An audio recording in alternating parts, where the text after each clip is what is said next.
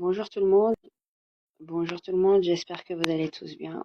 Me revoilà aujourd'hui pour continuer en fait à parler de la situation aussi bien contemporaine que par rapport à l'histoire coloniale au niveau donc du Maghreb, lorsque nous parlions donc du Maroc, de l'Algérie et du Sahara occidental et des antécédents et de l'histoire.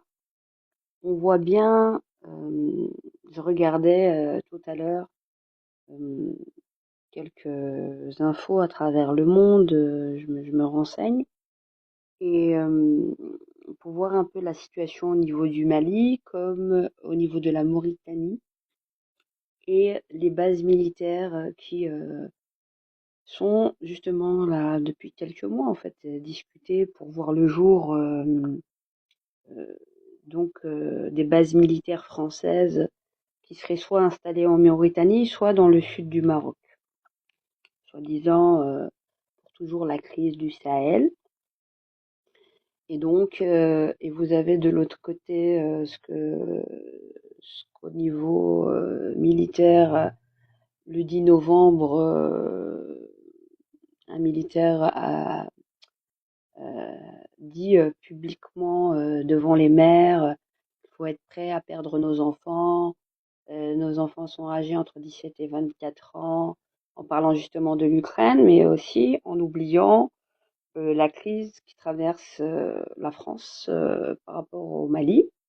Et ce 20 novembre dernier, donc pas plus tard qu'il y a quelques jours, donc c'est-à-dire un jour, vous aviez donc le général Issa Diawara qui s'exprimait donc pour expliquer la manipulation de la France avec ses OPEX et qui vise à diaboliser et à dire qu'il se passe des choses pas normales au Mali, alors qu'elle fait en sorte de faire de l'intrusion, mais pour bien, euh, bah, il a tout mis en exergue, et ça rejoint en fait, si on réfléchit bien, ça rejoint, c'est-à-dire cette politique coloniale en Afrique. Euh, d'abord, on va se servir des Marocains pour attaquer le comment dire le Sahara occidental, le peuple sahraoui qui est indépendant et qui est chez lui dans le Sahara occidental, en manipulant justement l'histoire par rapport aux Marocains et en leur faisant d'ailleurs oublier une bonne partie de ce qu'ils ont vécu précédemment pendant le dit protectorat. Ils sont toujours sous le protectorat, il faut qu'ils le comprennent. Sauf que, comme on a maté vite les populations, malgré tout, on a essayé d'avoir une, euh, une tactique beaucoup plus soft, beaucoup plus douce envers eux, alors qu'ils sont toujours à dire qu'ils reconnaissent le roi, mais le roi n'est que le pantin et la construction de la France coloniale. Il faut bien le comprendre que c'est la France coloniale qui a donné le pouvoir au Moulay Hassan qu'il n'avait pas au préalable. Ils ont appuyé la souveraineté qu'ils n'avaient pas réellement sur les tribus et sur les territoires par leur force, ensemble. Il faut bien le comprendre. Comme je vous ai dit, le véritable protectorat a commencé même bien avant 1880, mais on va dire 1880, point de départ quand le royaume de Tazarwelt est tombé. Maintenant, ce que l'on comprend, si on réfléchit bien, il y a l'Algérie au milieu, qui est un gros caillou aussi pour eux, pour la politique coloniale française. Vous avez bien vu toute la campagne de dénigrement qui est faite sur les Algériens, l'Algérie globalement en France. Ça devient au niveau des dites élites politiques, on est en train de nous faire du révisionnisme de l'histoire. Et puis vous avez de l'autre côté, comment qu'il s'appelle, Ilyes, un ancien diplomate tunisien qui vous dit carrément que avec bon ben, les chaînes habituelles mainstream, hein, que l'Algérie aurait, j'utilise bien le conditionnel, aurait grignoté 20 000 kilomètres de terre aux Tunisiens. Autant du beylik, les beylika,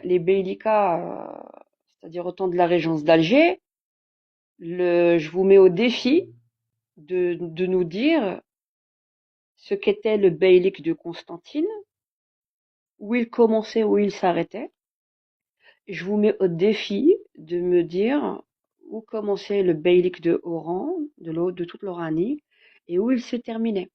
On fait du révisionnisme pour dire que ah non, il se terminait un peu plus haut, pour essayer de nous gratter des terres. Et ça, c'est la vérité. Sauf que, par exemple, dans le sud saharien, il y avait beaucoup plus de souplesse, même au temps de la régence d'Alger, parce qu'il y avait, je vous ai dit, le diwan, les chefs de tribu jouissaient d'une certaine liberté. Il y avait une reconnaissance du beylik, puisque même dans le sud, on parlait des beyliks. Lorsque les Français sont arrivés, ils ne comprenaient pas en fait ce qu'on essayait de leur dire.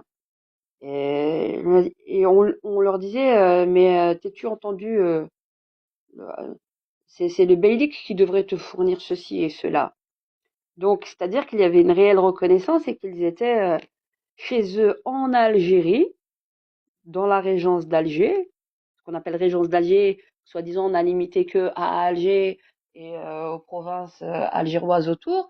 Mais quand on dit régence d'Alger, en réalité, on parle de toute l'Algérie. Ça, c'est juste c'est un diminutif, mais en réalité, et on parlait des quatre États barbaresques, pour vous dire, mais on sait que c'était la régence d'Alger.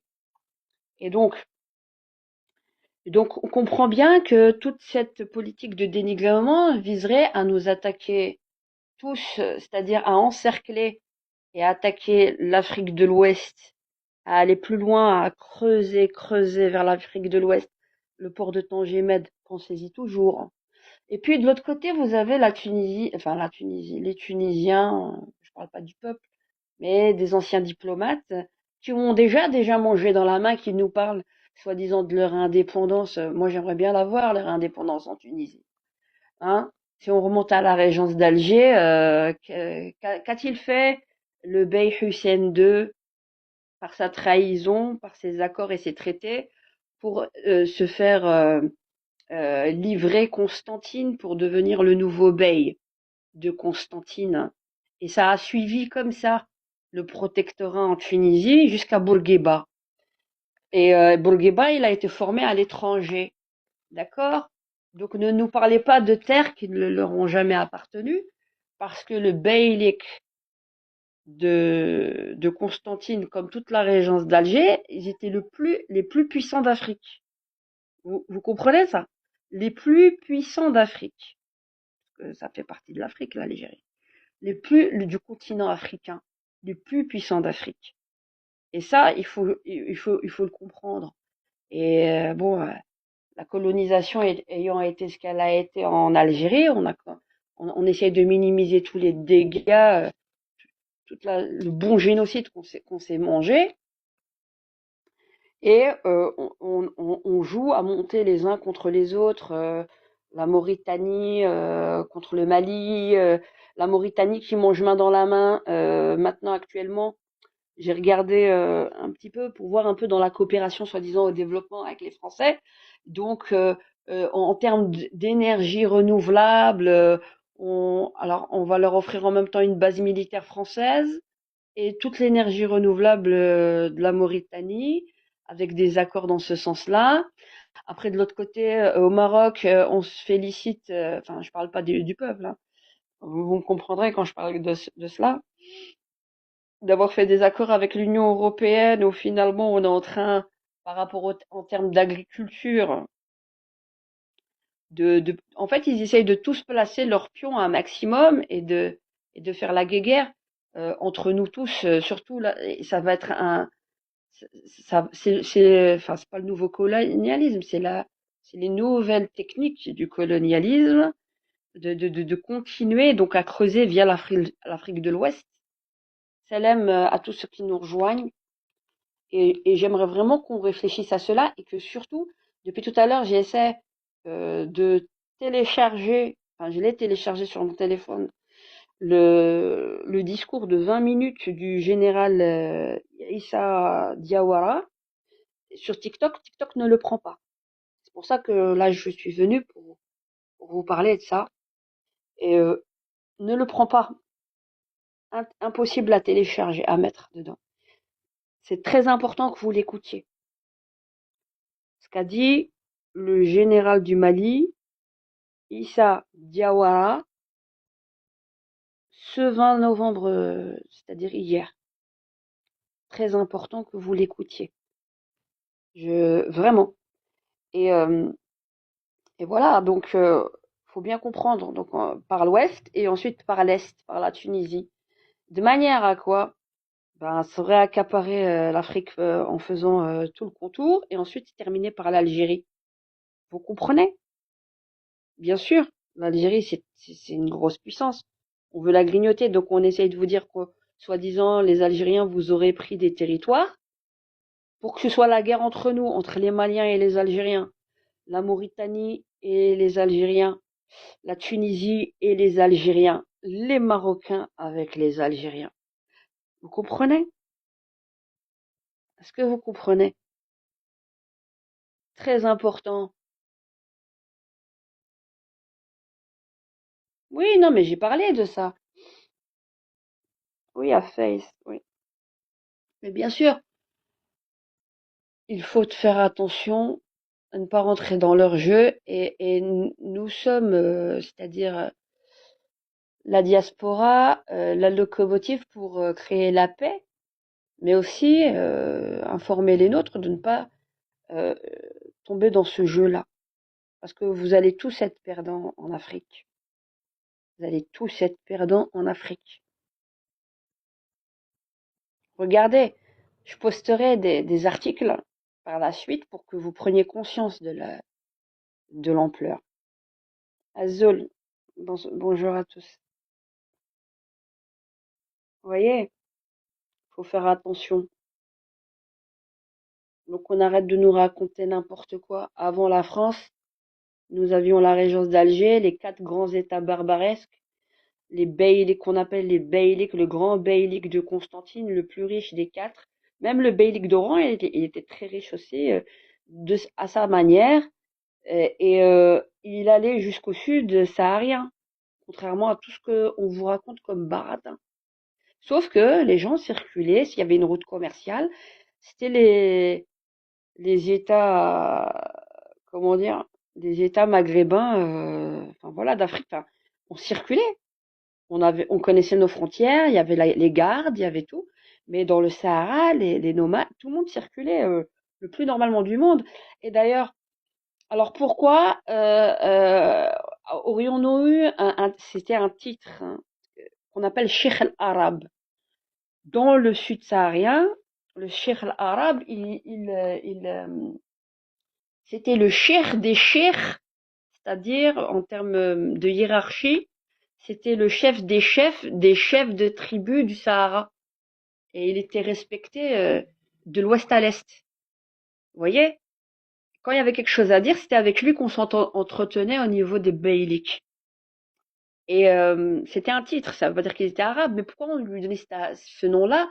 Il y avait quelques arabes, il y avait aussi la tenue, mais c'est surtout que c'était une route aussi bien commerciale que la route pour aller vers la Mecque. Donc des personnes de l'ouest jusqu'à l'est prenaient ces routes-là, même du sud, enfin de l'Afrique, pour aller vers la Mecque. Et ils traversaient tout le désert et tout le Sahara algérien, sans problème. On savait qu'on était en Algérie, dans le Beylik, mais c'était comme ça que ça se passait. Vous comprenez?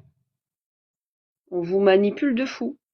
Et c'est ce qu'ils sont en train d'essayer de faire. Ils vont mettre une base en Mauritanie et au Maroc, ou l'une ou l'autre. C'est pas pour rien. C'est pas pour vos beaux yeux. Soi-disant pour assurer la paix au Sahel. Baratin, baratin, baratin, les amis. Baratin, baratin, baratin.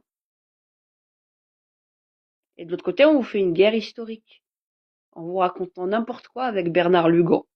Je vous ai prouvé qui il est et il continue exactement son baratin pour créer des dissensions subtiles sans faire style qu'il en crée en réalité. Voilà. Posez-vous des questions, les bonnes questions, les amis. Et écoutez bien ce que dit le général Issa Diawara. Voilà, je vais pas tarder parce que j'ai plein de choses à faire à côté, mais je tenais, voilà, juste à vous partager ça et qu'on réfléchisse et que écoutez-le, s'il vous plaît, écoutez-le. Voilà. Je vous laisse et à bientôt.